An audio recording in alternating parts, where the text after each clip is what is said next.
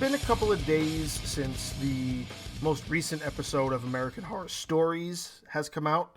So I feel like I've given a good amount of time for people to watch it and see it and have it, be able to talk about it. Because what I don't like to do too often is I don't like to do films or TV shows that I'm talking about too soon after they came out, unless I really feel like I need to talk a lot about it. I don't think I have to say much about this next episode, but I wanted to give, fans and audiences a chance to sit down with it, watch it, and I think it's been at least 4 or 5 days or something, so I think I've given a good amount of time before I discussed it. So let's talk about this spin-off series again really quick.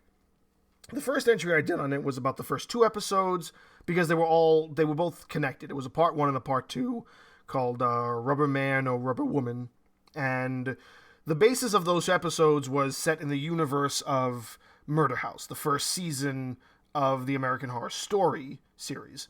So now this is American Horror Stories, and from what I originally understood, this series was supposed to be separate stories told in universes that are connected with universes built in American Horror Stories already. So it's odd.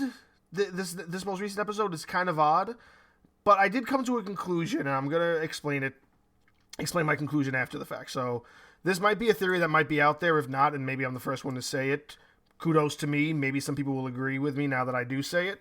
So let's just get into what it's about. So a bunch of teenagers that it seems to be in this day and age, so it's this year, you know what I mean, or at least within the last 2 years.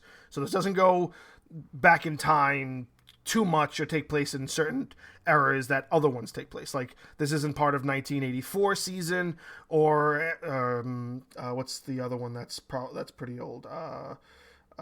Freak Show. So it's not part of like those older stories. It's very much up to date of this year. And it's about these kids that want to go see a drive-in film, and the film just so happens to be one that's cursed. And the curse is, if you watch it, you go crazy and you kill people. And that's what they're told because it's only been screened once. And that one screening was 30 years ago. So that one screening happens, a bunch of people die, and the film never gets seen again. Until now. Somebody gets a copy and says, we're going to release it and make a bunch of money. So they release it, people go to this drive-in, and they're starting to watch it, and then of course it happens. People go crazy, people start killing people, but it's not like simple to the fact like they're just going crazy and stabbing. Like, they turn into like these zombies or monsters, and the explanation at the very end, like, it makes sense. Like, it's an over-exaggeration of what a lot of directors and film editors and stuff have done to kind of sneak little things in there or use certain little techniques to when they're making films. And what it is that the theory of certain images or certain sound frequencies triggers something in people's minds and in people's bodies, where when they're watching something happen, it might trigger them to do something. Almost like certain strobe lights in a film, they give you that warning that, oh, this might cause a seizure. Think about that perspective. So what the guy who made the film did was he took the concept of what he referred to in The Exorcist, where there's a couple of scenes during that film where the editor had spliced like a 10 millisecond clip of like the picture of the devil, which I know this to be true. That is a factual thing, that as in the Exorcist film. It lasts like less than a full frame, so you really have to know what to look. I don't know exactly where it even happens, but you need to know what to look for in order to see it happen. It's very, very quick, and it's even referenced in that the film Fight Club, where he talks about how like he split a 1-second clip of like a dick into a kid's film. So it is a technique that's done. But what this guy did is he said, okay, what if I just took little things like that, added these sounds that are meant to trigger certain things in the human's cerebral cortex and trigger certain emotions or certain reactions. And what if I made this film nothing but that? So apparently it's a 90-minute film that's that, and it only takes the first like 30 seconds for people to completely lose their minds. So these kids that the story is based on, they go to this drive-in. They, of course, start making out in the car, and the two teenagers that are the focus of the story, they fog up the windows so they can't see the film, so they don't get affected. But at least, 75% or almost everybody else in the parking lot watching the film is affected. So they go nuts, they start killing everybody, and then these two go and they try to like hide out and wait till morning. Morning comes, they're like, everybody's gone, let's go find the guy who made the film. Let's see where the film came from so we can stop it from, ever being seen again. They go, they find the guy, the guy who is the director of the film explains this whole scenario that I just went through with them. So they're like, okay, fuck you, and they kill him. And then the cliffhanger ending. So now again, I'm repeating. There is meant to be a connection to this with some other storyline. From what I remember understanding from learning about this spin-off show, they were meant to connect in some way to the rest of the universes that are also all connected. And I actually have a YouTube video planned for that idea of the connected universe as well. But I digress. It's supposed to be connected to one of these universes. So you can't tell. There are less than zero hints throughout the show to give you any sort of hints as to what this episode is meant to connect to. The very end, these two survive, they think it's over, and then this film pops up on Netflix, which is funny because the show is a Hulu branded show, and they use Netflix in the show instead of Hulu to signify that the movie goes on Netflix, and then it pans to the outside where there's an infinite amount of chaos happening. So that's a little strange to me, but let's move on. That's the ending. Basically, the whole world erupts from chaos from this film being released to main streaming platforms. What I've read for the most part is people are saying that maybe this isn't meant to connect to any season that's been out thus far, and they are meant to exist in their own universe separate from everything else. But then it also doesn't explain the Rubber Woman in the first two episodes of the series, because those are directly connected to Murder House. So how is it that this one exists outside of the canon, I guess? My theory, what I believe, is that this is connected in some way, shape, or form to the new season that we're supposed to be getting soon, which I believe is titled Double Feature. Like, we're talking about a film, we're talking about an episode that's based on watching a film in a drive-in, like, theater, and the new season coming up is called Double Feature. So, I don't know if that's correct, but I'm going to say that's my theory, because that's the only thing that makes sense. Because how is it that we've been told up to this point, every season of American Horror Story is connected? Now, here's the first two episodes of our spin-off show, American Horror Stories, plural. Yes, they're directly connected to the very first season of American Horror Story, singular. Now, here's the third episode. Nah, this isn't involved in anything. So that's weird to me. So if there's no indication throughout the episode that's connected to anything prior, all I can go to is that it's connected to something that isn't out yet.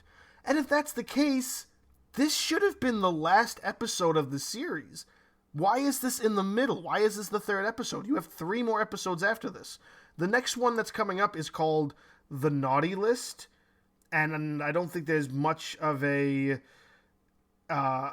explanation to what that is, because I'm guessing, it doesn't come out till next week, so they don't want to release too much information. I just know that it's called The Naughty List. Maybe it has something to do with Santa or Christmas or holidays in general. I don't know. All I do know is that I can only come to the conclusion that this is in some way, shape, or form connected to the new season we're getting. And if I'm right on that, this is poor placement because this should have been how this season of the show, if they plan on doing more of this styled show, this season should have ended with this episode, if that's the case. If they're saying that no, this isn't connected to any canon, then that's a missed opportunity, and you should have waited to do this one until much later down the line. Because now you've just given us this convoluted world dynamic with these 3 episodes. You've given us 2 that are connected to something that's already pre-established, and one that you haven't fully defined as whether or not it fits with everything else. And if it doesn't fit with anything else, then what is this new show supposed to be? Is this meant to be a completely new universe? And even that doesn't 100% make sense because there are so many direct connections in Murder House that go even further from the idea of just the rubber man or the fact that it's in the house. Like, there's a lot of dialogue that teases the fact that, yes, they're in the real Murder House and they're talking about characters from the first film, from the first season. And this has none of that. And there's no even Easter eggs that I've been able to read up or see that people have noticed that are like, oh yeah, this connects it to this. So my only conclusion is that it's connected to the season that isn't out yet. And if I'm right on that and it turns out to be true, I'm actually going to be a little upset about that because why would you put this in the middle of the show? This should have been the end. You want to pull us into something like this. Pull us in with all the stuff that's connected, end it with something that we don't know what's coming. Because I don't know what the 4th one's going to be about. I don't know what the naughty list relates to. I can't even think of it off the top of my head, what season it could possibly be connected with. But it doesn't give me much information about where the connection is in general, just like this one doesn't. Like, you hear Drive-In, I mean, if it was Drive-In and it took place in the 80s, that would make sense to me. Maybe there's some connection to 1984. Maybe even the idea of how old the film is has a connection with 1984. But you give us none of that. And you give us so much of it in the first 2. So somewhere along the line there's a miscommunication, there's a loss in translation. Somebody behind the scenes has messed something up, or they're purposely doing this to set up something else and not explaining it to anybody until they're done with the seasons or into the next season or some way, shape, or form or other. If these are just meant to be separate stories, then they should be all separated and not connected to anything. That's how I feel. Because when you connect one and not the other, it just doesn't make sense. You know what I mean? Like, if I wrote a story about, say, Robin, and I said that Batman never existed, like, that's just dumb. Like, because there is no Robin without Batman. You know what I'm saying? Like, that's what you're telling me. You're telling me that you have this concept that you want to do of this story. And don't get me wrong, the episode's fantastic. The episode in and of itself is a fantastic episode. It's a fantastic story, a fantastic concept. I would have even imagined it as a completely separate movie. You prolong a couple of things, you add a little bit more character development. This could have been a full feature-length movie. That's how good this episode is. So don't get me wrong. This is a good episode, but it's not living up to the first 2 episodes, nor is it giving us any sort of indignation that it is connected to anything that's already established in the American Horror Story universe. So it's a little frustrating, but I'm going to watch the next one anyway. I'm going to wait to see what else they have to offer because I'm very intrigued by this new idea that they're doing. So I hope I'm right. I'm hoping that this in some way, shape, or form might have a connection to the new season that's coming out. If not, then hopefully somewhere along the line somebody will explain it to us and open our eyes to what it is that we're missing, because I'm not the only one. I researched this right after I watched the episode, and I looked into it.